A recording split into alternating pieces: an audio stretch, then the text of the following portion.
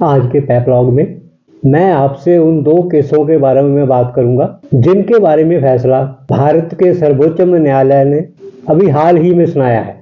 ये दोनों ही बहुत चर्चित मामले हैं। इन फैसलों के बारे में अवलोकन करना आपका काम है। मैंने पैपलॉग के एक अंक में बताया था कि कितने लोग पढ़ाई करते हैं कि वो आईएएस में सिलेक्ट हो सके। अभी सोशल मीडिया पर कई खबरें चल रही हैं। इसमें इंटरव्यू बोर्ड की तरफ से कुछ बच्चों को जिनकी लिखती पेपरों में ज्यादा नंबर होने के बावजूद एक साजिश के तहत इंटरव्यू में कम नंबर देकर मेरिट में पीछे धकेल दिए जाने के भी कुछ लोगों ने दोष लगाए हैं। इसलिए संघ लोक सेवा आयोग यानी कि यूपीएससी की चयन प्रणाली में भी कुछ ना कुछ तो दोष है, जिसे ठीक करना अति आवश्यक है।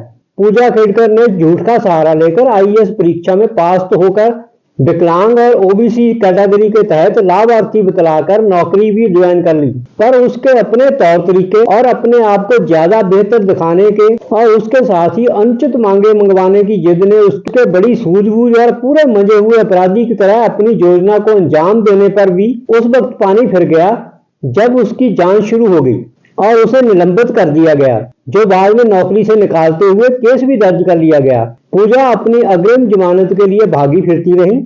21 मई 2025 को सुप्रीम कोर्ट के 2 जज के एक बेंच, जिसमें जस्टिस BR नागरत्न और सतीश चंद्र शर्मा जी हैं, ने अग्रिम जमानत मंजूर करते हुए पूजा को जांच में सहयोग करने का लिखती आदेश पारित कर दिया है। इसके साथ ही बेंच ने जुबानी तौर पर यह भी कहा है कि उसने कितना को घिनौना अपराध किया है। वह कोई नशे का व्यापार करने वाली धनाढ़ नहीं है और ना ही आतंकवादी है।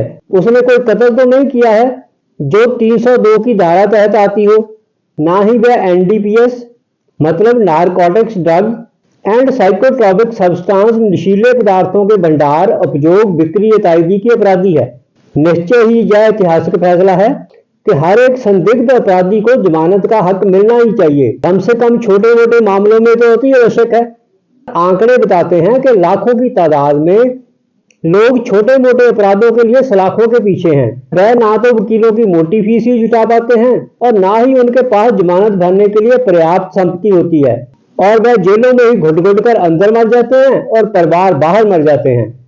अभी उच्चतम न्यायालय ने उच्च न्यायालय दिल्ली के जस्टिस यशवंत वर्मा, जिनके घर से जले हुए नोटों की बोरियां मिली थी, के खिलाफ आपराधिक मामला दर्ज करने के लिए आर्डर पास करने की याचिका को खारिज कर दिया है। जस्टिस AS ओका ने याचिकाकर्ता एडवोकेट मैथ्यू J नेदमपारा का ध्यान मई 8 की इन हाउस रिपोर्ट की तरफ ध्यान दिलाते हुए बताया कि अगली कार्रवाई के लिए केस राष्ट्रपति और प्रधानमंत्री को भेज दिया गया है। याचिकाकर्ता को अपनी सुनवाई के लिए संबंधित अधिकारी के समक्ष याचना देनी होगी, न कि मैंडेमस के तहत परमादेश पारित करने के लिए।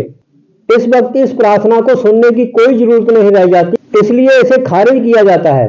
याचिकाकर्ता ने कहा है कि इस केस में कोई FIR नहीं हुई और ना ही कोई कानूनी आपराधिक कार्रवाई इन नोटों के बंडल मिलने के बाद शुरू हुई है, जैसा आज का किस्सा।